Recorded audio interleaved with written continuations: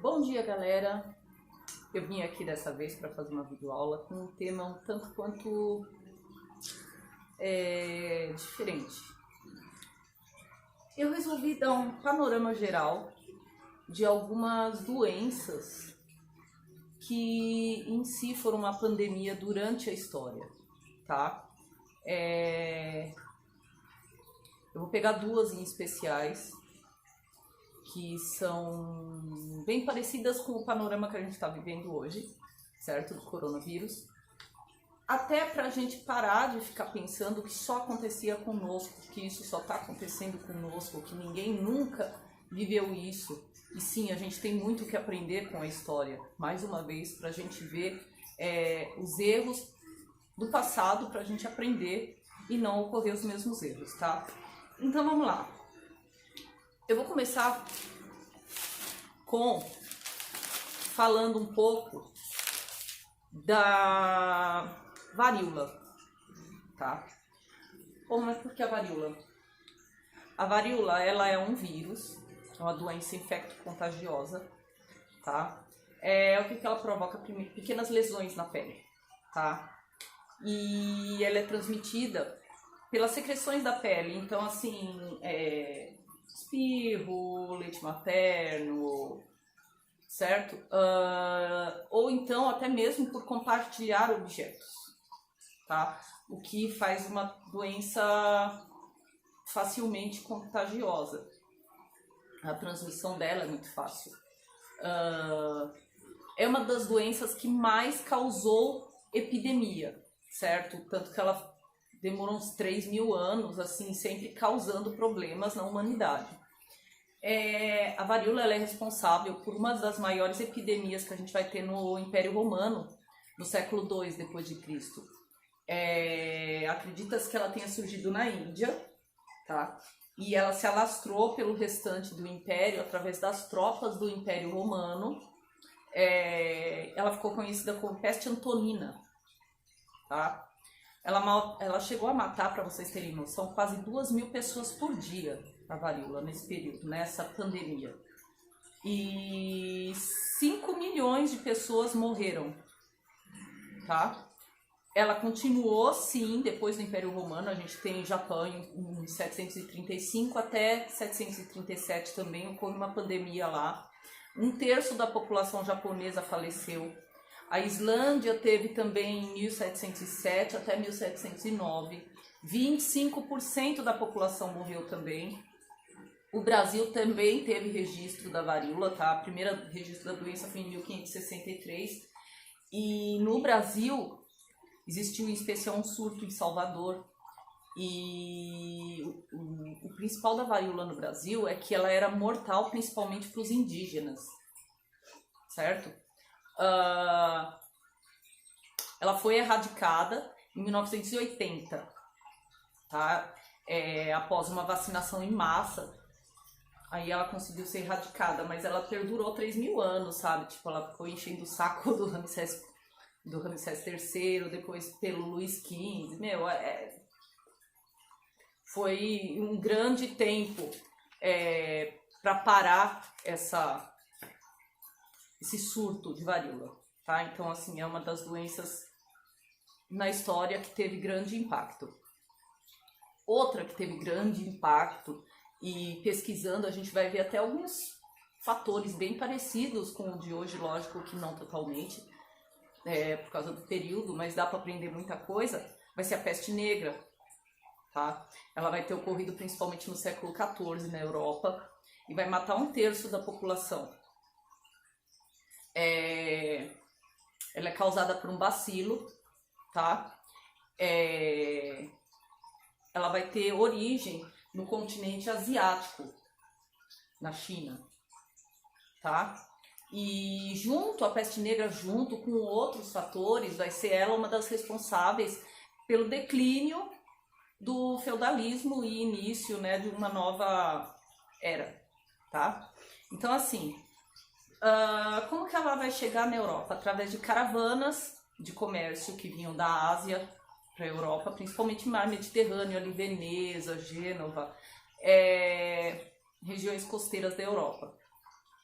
a propagação de início, tá? A gente sempre fala de peste negra ou peste bubônica, que eu já vou explicar o porquê. De início, a propagação se dá por meio dos ratos, na verdade não do rato em si, tá? Das pulgas do rato que estão infectadas com o bacilo. Então, quando as pessoas são infectadas, quando a pulga pica as pessoas e a pulga está infectada por esse bacilo, ela passa a ficar infectada a pessoa, tá? Então, no início, a transmissão é pela pulga do rato, sim, no início. Só que num estágio mais avançado da doença, mais para frente, porque isso durou um tempão, no estágio mais avançado da doença, ela começa a se propagar pelo ar, pelas gotículas de saliva, espirros, muito parecido com o que a gente tem hoje, certo? Só que até lá eles não tinham conhecimento científico para saber que a causa em si. Então a gente tem, unido a isso, as precárias condições de higiene na época, tá? Os tipos de habitações em que eles viviam, tanto nas cidades quanto nas vilas medievais, elas eram propícias para a infestação das pulgas e dos animais, que eram os ratos, que eram agentes, né? A peste negra, ela começou a desencadear um fenômeno. Qual que era? Você atribuir a causa a um estrangeiro. E principalmente aos judeus. Por quê? Porque os judeus, desde antigamente, eles são aquele povo sempre que ficou migrando, eles não tinham local próprio.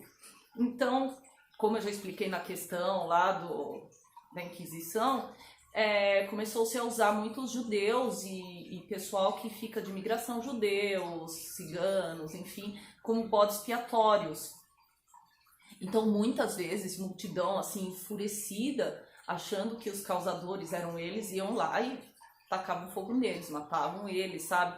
Eram mortos, várias pessoas morriam, porque outras pessoas culpavam eles durante a eclosão da peste negra.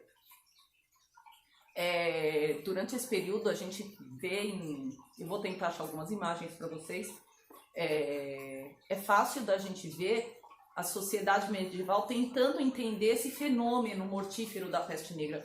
Por quê? Porque a gente costuma ver muitas pinturas chamadas as dança macabra ou dança da morte. É comum você ver, por exemplo, a morte, né, apresentada como um esqueleto em cima de um cavalo, ou dançando em meio a todo tipo de pessoas, desde clérigos a servos. Mostrando que a morte tem um caráter universal, ela não vai escolher uma pessoa porque ela é pobre, porque ela é rica, porque fez alguma coisa ou não, que ela não escolhe classe social, ela vai chegar para todo mundo. Então eles tentavam, por meio das pinturas a gente nota que eles tentavam entender isso. Você via a inexorabilidade do corpo, a putrefação nas pinturas, tá? Bom, quais são os sintomas que a gente tinha da peste negra, tá? Para começar, ela é chamada de negra por conta das manchas negras que surgiam na pele. Eram manchas que vinham seguidas de inchaços próximo aos gânglios do sistema linfático. Então, era geral a gente ter próximo a axilas, virilha, surgiam bubões, certo? Que a gente fala que são chamados de bubões, por isso daí vem o nome peste bubônica também, tá? A gente não tem um desenvolvimento científico na época para explicar isso, não se sabe as causas, não se sabe forma viável de tratamento e era uma morte dolorosa e terrível, tá? Além de ser uma morte rápida, porque depois que você estava infectado, demorava cerca de 2 a 5 dias para a pessoa morrer. Para vocês terem noção, depois teve um período também que no Império Bizantino ocorreu uma pandemia, tá? E sim, a peste negra foi uma pandemia. De 541 a 544 no Império Bizantino, eles chamaram de peste justiniana. Morreram cerca de 10 mil pessoas por dia, aliás, nem era o total, 10 mil pessoas por dia chegaram a morrer no Império Bizantino. Quais são os sintomas da peste negra? Febre alta, calafrio, dor de cabeça, dor no corpo, fraqueza, náuseas e vômitos com sangue, tá? Convulsão e as pústulas pelo corpo, certo? Isso era o sintoma da peste negra. Quais foram as consequências da peste negra para a Europa, tá? Falta de mão de obra, trabalho. A Guerra dos 100 Anos, que a gente vai ver para a formação dos Estados Nacionais, ela foi interrompida por conta da peste negra. Guerra dos 100 Anos entre França e Inglaterra, aquela figura da Joana d'Arc, que vocês já ouviram falar pelo menos de, certo? Houve um impacto socioeconômico enorme em toda a sociedade por causa da alta taxa de mortabilidade, tá? A gente tem uma apropriação das terras por terceiros. Por quê? Porque às vezes a família inteira morre, não deixa herdeiro. Ou então a gente tem terras devastadas, abandonadas, porque as pessoas morriam e não tinham mais quem tomasse. Então outras pessoas iam lá e tomavam as terras delas. A gente teve uma série de revoltas políticas, revoltas camponesas durante esse período.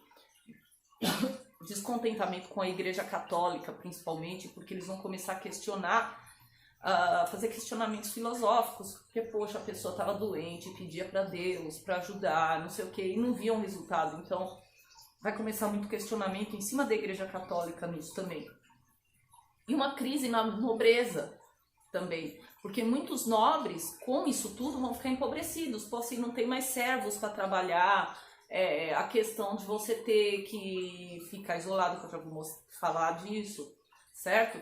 E aí a gente tem uma questão, assim, quando vinha o inverno, parecia que a doença tinha regredido. As pessoas achavam que a doença tinha parado, certo? Principalmente o maior surto disso foi de 1347 a 1351. E durante os invernos o pessoal falava, pô, legal, acabou a pandemia, acabou a peste negra. Mas não, ela não tinha acabado. As pulgas, elas só estavam dormentes. Bastava chegar a primavera de novo para recomeçar todo o surto novamente. Uma das teorias de como acabou isso é quando começou a ser implantado um sistema melhor de melhorias de higiene e medidas públicas de saneamento, tá? Então, a primeira providência, implementação de uma quarentena, porque já que ela era transmitida via aérea, assim como a gente está tendo hoje em dia, a providência principal foi a quarentena. Então, assim, a população sadia ficava dentro de casa, quem tinha condições, quem era nobre, conseguiu sair das áreas povoadas e foi para as áreas mais isoladas, campo em isolamento. Outra questão foi a melhoria dos hábitos de higiene pessoais, sabe? Assim como a gente está tendo que reaprender também, né? Chega de casa, tira o tênis fora, lava as mãos, tira a roupa que chegou da rua, tá? Enfim. Outra coisa, ao invés de se enterrar os corpos, passaram-se a cremar os corpos, para evitar o contágio, porque era muito mais fácil você ter um contágio ainda com o corpo estar em putrefação do que queimando. Uma última medida mais forte que foi implementada, até porque precisava muito mais do governo, no caso, governo entre aspas, das autoridades locais do que a população, foi adotar um sistema de saneamento na cidade. Por quê? Porque a cidade em si era muito suja, ela não tem saneamento básico, ela não tem esgoto, então assim, os dejetos são tacados na rua, a proliferação de bactérias, enfim, era tudo muito fácil. Levou mais de 200 anos para o restabelecimento da população, tá? Para se restabelecer o número populacional de novo que a gente tinha nesse período, mais de 200 anos. A doença, nesse formato da Idade Média, ela foi erradicada, tá? Existem outros formatos sim, mas nesse formato da Idade Média ela não existe mais, tá? Outra doença que a gente pode falar, e sim também muito parecida e bem mais atual, é a gripe espanhola, tá? A gripe espanhola, ela vai aparecer justamente em 1918 em 1919. Então, pessoal que a gente estava estudando Primeira Guerra Mundial, justamente durante esse período final da guerra. Final não, desculpa. A gripe espanhola, ela atinge todos os continentes, todos, tá? Bom, a gente vai ter uma estatística bem, assim, o pessoal varia das estatísticas. Falando por baixo, 50 milhões de mortos. Porém, há estatísticas, algumas que já elevam esse número, porque não são estatísticas oficiais, né? A gente sabe que sempre se encobrem os fatos. Chegou-se a 100 milhões de pessoas mortas pela gripe espanhola. Ela se espalha pelo mundo por conta justamente da movimentação das tropas da Primeira Guerra Mundial. No Brasil, ela chega em setembro de 1918 e ela se espalha pelo Brasil inteiro, tá? Não tem provas de aonde que ela surgiu, se foi na China ou se foi nos Estados Unidos. O caso é que os primeiros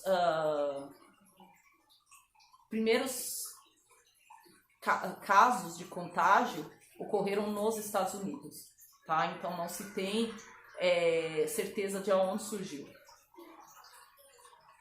O que se estudou é que seria uma mutação do vírus da influenza, tá?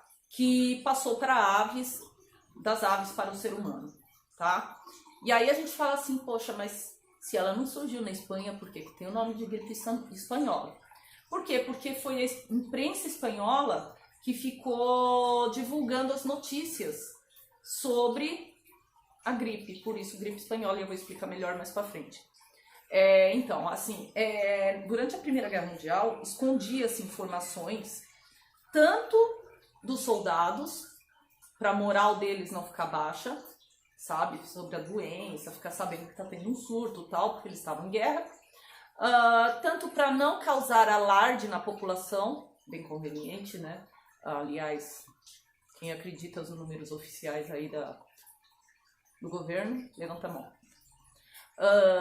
Enfim, e para não causar, não passar uma imagem de fraqueza para o oponente que estava em guerra, tá? Então, assim, as notícias elas eram censuradas em grande parte dos países que estavam em guerra e até os que não estavam. Só que a Espanha ela não estava participando da guerra. Então, assim, ela estava tocando foda-se, né? Ela ia lá e tinha liberdade de imprensa para falar o que quisesse. Por isso o nome de gripe espanhola, porque ela foi uma das principais imprensas que ficava jogando a verdade na cara dos outros. A difusão da doença, ela se alastrou em 3 ondas. Então a gente vai ter a primeira em março de 1918, a segunda onda em agosto de 1918, e essa vai ser a mais contagiosa e com os casos mais letais, em janeiro de 1919. Como eu falei, ela foi levada pelo resto do mundo, principalmente pelo deslocamento de tropas, de pessoas, mas também por causa do sistema de transporte internacional de mercadorias, tá? Só locais remotos, bem remotos, não foram atacados pela gripe espanhola, por exemplo, como alguns locais no norte da Islândia e Ilha Samoa Americana, assim, locais bem distantes, tá? Em si, aí a gente vai começar a ver algumas coisas bem parecidas com o que está acontecendo hoje. Por quê? Porque a gente teve o sistema da saúde entrou em colapso, certo? Haviam muitas pessoas infectadas para poucos leitos. As pessoas achavam, na época, os cientistas achavam que essa doença ela era causada por uma bactéria que era conhecida na época como bacilo de Pfeiffer, tá? Só que, como os estudos mostram mais para frente, sim, estava errado, tá? A medicina não tinha um conhecimento adequado para o tratamento da gripe espanhola. Os tratamentos se mostravam ineficazes. Então eles começaram a partir só para tratamentos paliativos para dor, tá? Nem todo mundo tinha acesso ao tratamento por causa do colapso do sistema, e aí começou a virar um caos. Aí o governo resolveu tomar medidas emergenciais, certo? Por exemplo, como improvisação de leitos em hospitais, como a gente está tendo hoje.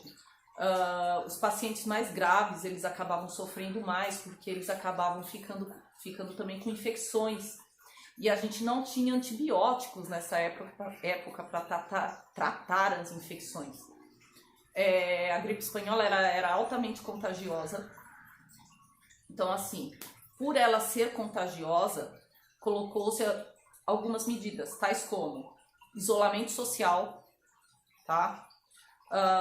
Fechamento de escola, igreja, comércio e repartições públicas. Qualquer coisa conhecida hoje em dia, né? Uso de máscaras, tá? E a quarentena, tá?